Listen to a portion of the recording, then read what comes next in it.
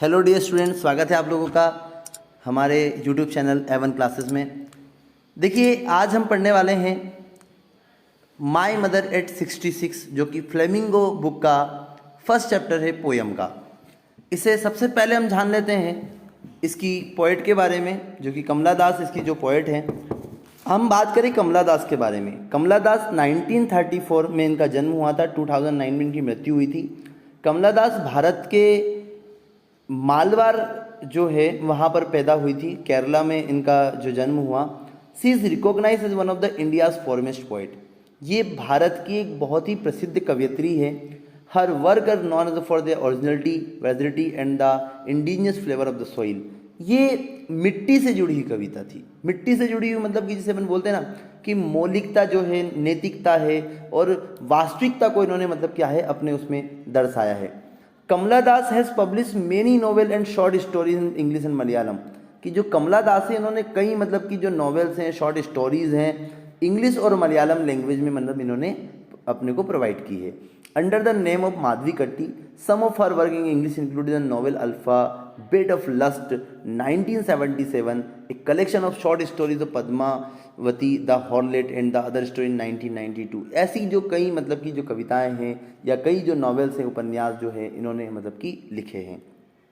अब बात करें हम, in addition to 5 books of the poetry की जो 5 किताबें हैं ये भी इन्होंने लिखी हुई है। और एक सबसे बहुत ही मज़ेदार जो बात है वो ये है कि she is a very sensitive writer.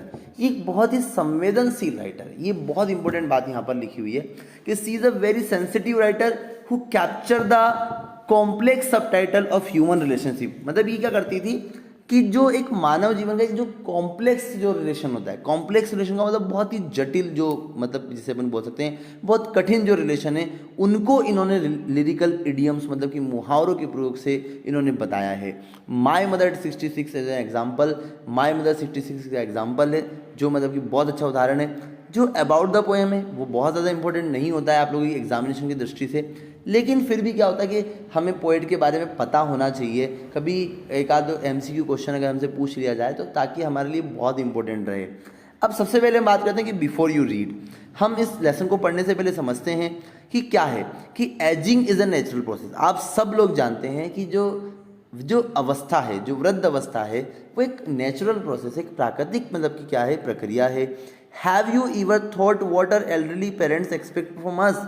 अब आप सोच के देखिए कि जो हमारे पेरेंट्स हैं वो हमसे क्या एक्सपेक्शन करते हैं, वो हमसे क्या चाहते हैं। वो चाहते हैं कि हम उनका मतलब क्या करें, उनकी सेवा करें, उनका सम्मान करें, उनके साथ अच्छे से व्यवहार करें, है ना। बहुत ही अच्छी बात है। मैं आपको बहुत अच्छे तरीके से समझाने का प्रयास करूंगा और बताना चाहता हूँ कि जो हमारी जो पोएट है, जो यहाँ पर हमारी जो पोएट के बारे में हम बात करें, जो हमारी जो पोएट है वो बहुत ही बढ़िया तरीके से इन्होंने जो कविताएं वगैरह हमारे सामने लिखी हुई है, आप सब लोग जिनको अच्छे तरीके से जानते हैं। और हम यहाँ पर बात करें कि जो कवयित्री हैं वो मतलब क्या है अपने घर को छोड़कर कोचीन एयरपोर्ट से कहीं विदेश या कहीं बाहर जा रही है। तो अब जाते समय जो सिचुएशन है उसको यहाँ पर मतलब कि बताया गया है कि कवयित्री के मन में मतलब क्या है कि 2 प्रकार के जो 2 सिचुएशन है उनको यहाँ पर बताया गया है। कि पहली सिचुएशन ये है कि जब वो बचपन में थी तब भी उनको ये फियर लगता था, और आज जब वो बड़ी हो चुकी है तब भी ये जो फियर है उनके माइंड में बना रहता है। वो बात यहाँ पर वो बताती है। Driving from my parents home to Cochin last Friday morning I saw my mother beside me. अब देखो यहाँ पर एक एक वर्ड मैं आपको लोगों को बताऊंगा कि driving from my parents home मतलब अपने माता पिता के घर से ड्राइविंग करते हुए टू कोचीन। कोचीन एक एयरपोर्ट है, तो कोचीन लास्ट फ्राइडे पिछले शुक्रवार को मॉर्निंग में आई saw my mother beside me, मैंने देखा जो मेरी माता जी है, मेरी मम्मी है, वो मेरे साइड में बैठी हुई है। बिसाइड मी का मतलब होता है बगल में। डोज, इस वर्ड को आप थोड़ा सा अंडरलाइन करेंगे कि डोज वर्ड क्या है कि इसका मतलब होता है ऊँघना, झपकी लेना जिसे अपन बोलते हैं। ओपन माउथ, उनका मतलब जो चेहरा है वो खुला हुआ है। हर फेस एशियन लाइक दैट, उनका जो चेहरा है ना वो एशियन लग रहा है। एशियन का मतलब आप समझते हैं, एशियन किसे कहते हैं। एशियन का मतलब होता है कि हल्का पीलापन, है ना, जो मतलब राख होता है एश का मतलब वैसे तो, कि उनका जो चेहरा है वो एशियन लाइक मतलब कि पीलापन लग रहा है। मतलब आप ये समझ लीजिए कि उनकी जो सिचुएशन है, उनके माइंड की जो सिचुएशन है उस तरीके से हो रही है कि मम्मी ऊँग रही है, उनका मुंह खुला हुआ है। जैसे कोई व्यक्ति मर जाता है ना तो कैसा दिखाई देता है, ऐसा मतलब कि उसकी मम्मी के प्रति मतलब उसके मन में विचार चल रहे हैं। Of a corpse and realise with a pain, उसने बोल ही दिया ना, देखो आखिरी में क्रॉप्स, क्रॉप्स का मतलब लाश, डेड बॉडी जिसे अपन बोलते हैं। वन वर्ड एमसीक्यू में पूछ जाते हैं कि one word for the dead body, dead body like the corpse, है ना, शव बोलते हैं, लाश बोलते हैं।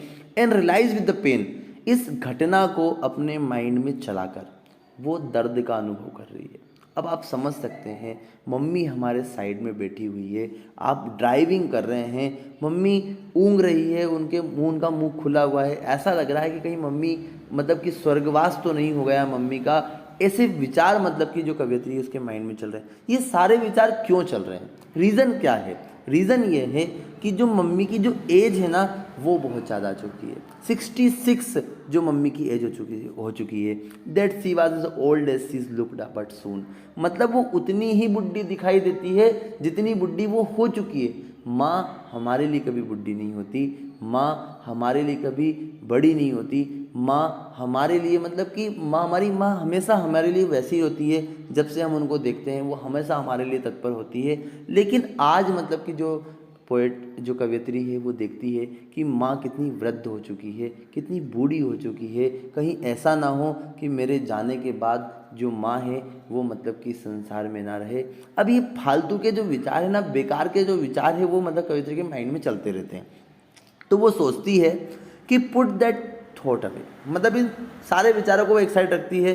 And looked out at young trees sprinting. अब यहाँ पे ध्यान रखना कि यंग ट्रीज स्प्रिंटिंग, जो यंग ट्रीज है, यंग ट्रीज यहाँ पर ये बोला मतलब कि जो युवा पेड़। अब आप समझ सकते हैं युवा पेड़ का मतलब ये हो गया कि जो हरे भरे जो वृक्ष हैं वो स्प्रिंटिंग कर रहे हैं। स्प्रिंटिंग करने का मतलब होता है, आप जब कभी किसी गाड़ी से, रेल से, कहीं से भी यात्रा करते हैं तो आप देखते हैं कि जो पेड़ वगैरह है वो लगभग हमें चलते हुए दिखाई देते हैं, हमारे साथ साथ हमें चलते हुए दिखाई देते हैं, स्प्रिंटिंग करते हैं। द मेरी चिल्ड्रन स्पिलिंग, और जो मतलब कि जो खुशहाल जो बच्चे हैं वो स्पिलिंग कर रहे हैं। स्पिलिंग का मतलब होता है तेजी से बाहर निकलना, है ना, जो अपने घर से मतलब कि जो बच्चे हैं वो बाहर निकल रहे हैं। But after the airport security check, लेकिन जो एयरपोर्ट का सिक्योरिटी चेक है, स्टैंडिंग ए फ्यू यार्ड, कुछ ही गज की दूरी पर जो कवियत्री है वो एयरपोर्ट पे खड़ी हुई है, जो माँ है वो साइड में बाहर खड़ी हुई है। ये एक दृश्य देखते ही बनता है, मम्मी को वो बाय बाय कर रही है और मतलब उनके मन में क्या है, एक अलग ही प्रकार की जो सिचुएशन है वो चल रही है। Away I looked again at her wan pale, मैं वापस से उनके रंगहीन पीले चेहरे को देखती हूँ। WAN वन का मतलब होता है पीला, है ना, रंगहीन, कलरलेस, मतलब कि जिसपे अब मान लो कि कोई मतलब कोई सजावट नहीं बची हुई। आप देखते हैं कि जब मतलब कि जब युवा होते हैं, बच्चे युवा होते हैं, या गर्ल्स अगर हम देखते हैं युवा होती है, तो उनके चेहरे पे मतलब एक अलग ही मतलब अलग प्रकार का निखार होता है। लेकिन जब जैसे मतलब कि लोग बूढ़े होते जाते हैं, उनके चेहरे पे झुर्रियाँ आने लग जाती है, और मतलब कि जो झुर्रियाँ हैं वो मतलब कि उनके चेहरे का जो शेप है वो बिगाड़ देते हैं। मतलब आप ही समझ लीजिए, आपने एक एडवर्टाइजमेंट देखा होगा जिसमें वो बोलते हैं, डव का एडवर्टाइजमेंट आता है कि एक तरफ साधारण सोप लगाया, एक तरफ डव लगाया। तो अब यहाँ पर आप जो आपका जो ये फेस जो है ना, आप इस पर चाहे कितना भी डव लगा लीजिए, कितना पियर्स लगा लीजिए, कितना लक्स लगा लीजिए, कितना भी कुछ कर लीजिए, है ना, लेकिन आप क्या नहीं कर सकते, ये जो एज इट फॉर्मेशन है इसको आप क्या नहीं कर सकते, नया नहीं कर सकते। As a late winter's moon and felt that old, मतलब अब जो तुलना है ना तुलना जो की गई है वो की गई है late winter's moon and felt that old. अब आपको मैं बताना चाहूँगा कि जब सर्दियों का मौसम होता है तो बहुत ज़्यादा फोग होता है, बहुत ज़्यादा कोहरा होता है, कुछ भी हमें सही तरीके से दिखाई नहीं देता।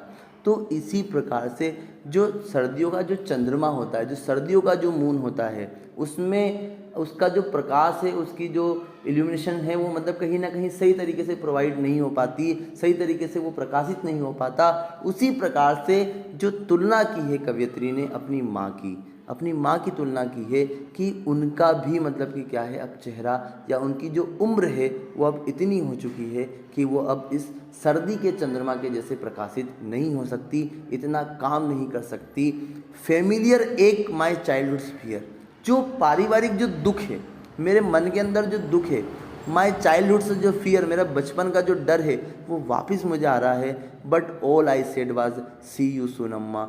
लेकिन मैं वापस तुमसे कहती हूँ कि मैं आपसे जल्द ही मिलूँगी अम्मा।